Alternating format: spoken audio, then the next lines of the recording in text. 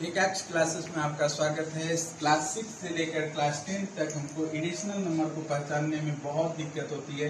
तो आज हम जस्ट स्पेलिंग के माध्यम से इरेशनल नंबर की ये कंफ्यूजन दूर कर लेंगे। देखिए, इरेशनल नंबर के स्पेलिंग को आप सही से लिखना। बस आर 2 टाइम्स आता है तो आर के बदले आप लोग 2 टाइम्स जो आपका आर है उसके बदले जस्ट आपको 2 टाइम्स एन लिख देना है।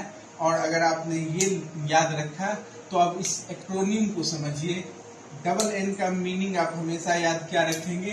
None terminating non repeating. क्या रखेंगे? नन टर्मिनेटिंग नन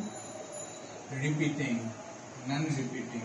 तो वैसे सारे नंबर्स जो डेसिमल के बाद टर्मिनेट नहीं हो रहे, खत्म नहीं हो रहे, मान लो डेसिमल के बाद 1.4 1 2 3 5 6 9 फिर 1 0 और ये रिपीटेशन में भी नहीं आ रहे हैं, ना तो टर्मिनेट हो रहे हैं, नन टर्मिनेटिंग है और नन रिपीटिंग है, तो वो सारे इरेशनल नंबर हो जाएंगे।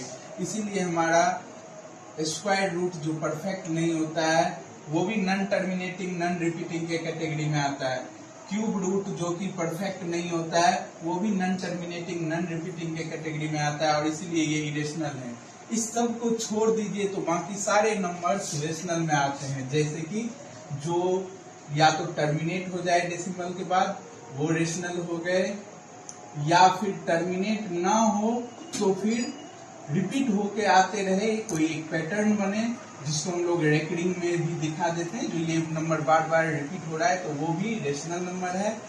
तो इस सब कैटेगरी के नंबर रेशनल नंबर है। आप इरेशनल को बस स्पेलिंग से याद कर सकते हैं। तो ऐसे ही ट्रिक्स के लिए बने रहिए एक एक्स क्लासेस में।